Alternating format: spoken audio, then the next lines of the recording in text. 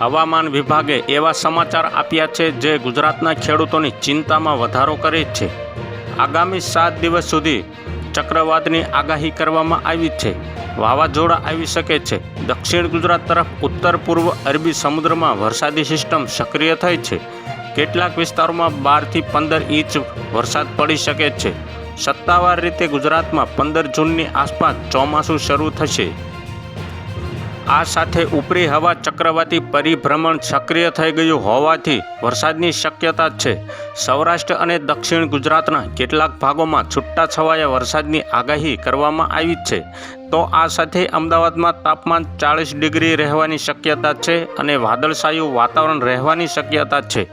ચક્રવાત પછી હવે ગુજરાત પર ચક્રવાતની અસરનો ભય મંડરાઈ રહ્યો છે। હવામાન શાસ્ત્રી અંબાલાલ પટેલે આગાહી કરી છે। ગુજરાત સહિત સમગ્ર દેશમાં 20 મે પછી હવામાન બદલાશે। ચક્રવાતની અસર 20 થી 24 મે દરમિયાન ગુજરાતમાં જોવા મળશે, જેના કારણે ગુજરાતના દક્ષિણ અને સૌરાષ્ટ્ર વિસ્તારોમાં ભારેથી અતિભારે વરસાદ પડી શકે છે। જોકે 25 મે થી 5 જૂન દરમિયાન ગુજરાતમાં તીવ્ર ગરમી પડવાની પણ શક્યતા છે।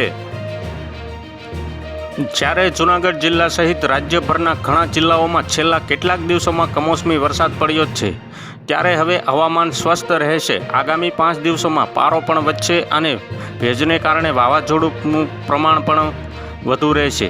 આગામી 3 થી 4 દિવસમાં જે જિલ્લાઓમાં તાપમાન વધશે ત્યાં ભેજને કારણે હળવો વરસાદ પણ પડી શકે છે। તો હાલ અત્યારે આટલું જ। મળશું નવી અપડેટ ને નવા સમાચાર સાથે। અમારા વિડીયો પસંદ આવતા હોય તો વિડીયોને એક લાઇક કરી દેજો। ચેનલમાં નવા હોય તો ચેનલ સબસ્ક્રાઈબ કરી લો। બાજુમાં આવેલા બેલ આઇકનને દબાવી દેજો, જેથી તમને આવા નવા સમાચારોની અપડેટ મળતી રહે।